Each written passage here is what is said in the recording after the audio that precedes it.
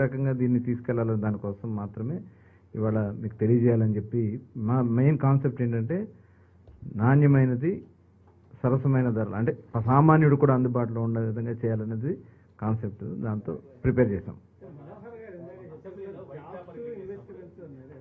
ఒక 1,00,00,000 కోట్లు అది జరుగుతుంది. అది అంటే సబ్ కమిటీలో మేము అది కాదు, పాలసీ గురించి మేము డిస్కస్ చేసామని పాలసీ విషయాలే చెప్తాం.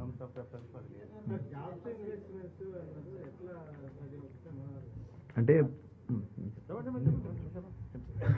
కాదండి, అంటే కొన్ని అంశాలతోటి ముడిపడి ఉంటాయి. ఎస్పెషలీ టూరిజం పాలసీ తోటి చాలామంది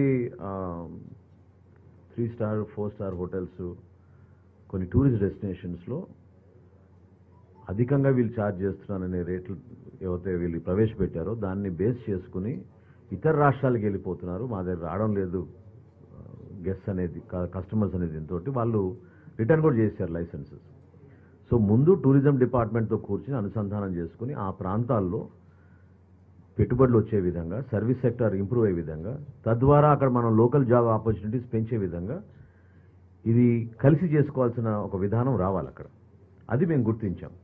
అది ఖచ్చితంగా excise department along with the tourism sector కూర్చొని మాట్లాడుకొని ఆ ప్రాంతాల్లో స్పెసిఫిక్గా మేము ఎంకరేజ్ చేయాల్సిన విధంగా టూరిజం సెక్టర్ ఇంకా ఫర్దర్గా డెవలప్ అయ్యే విధంగా చేయాల్సిన అవసరం ఉంటుంది.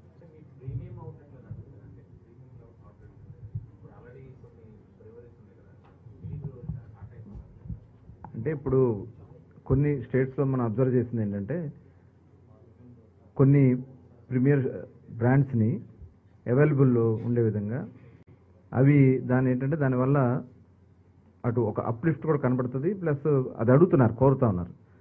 కాబట్టి అలాంటివి కొన్ని మనం ప్రారంభించాలని చెప్పి ఒక ఆలోచన అయితే వచ్చింది. రేపు క్యాబినెట్లో పెట్టిన తర్వాత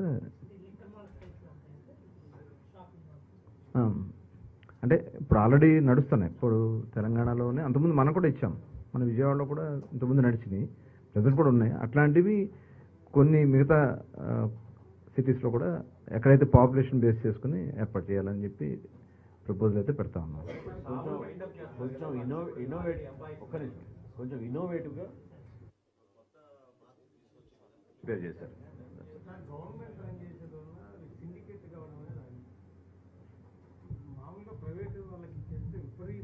సిండికేట్ అవ్వలేదని మీరు ఎలా చెప్తారు?